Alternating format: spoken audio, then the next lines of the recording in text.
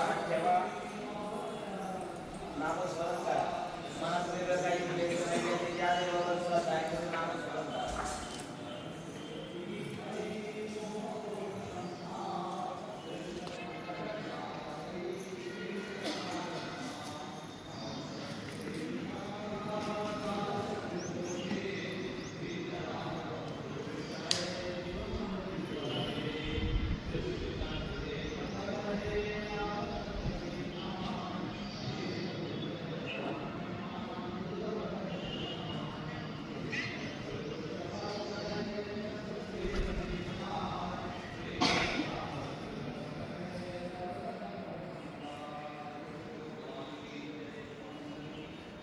ऐका आणि लक्ष द्या.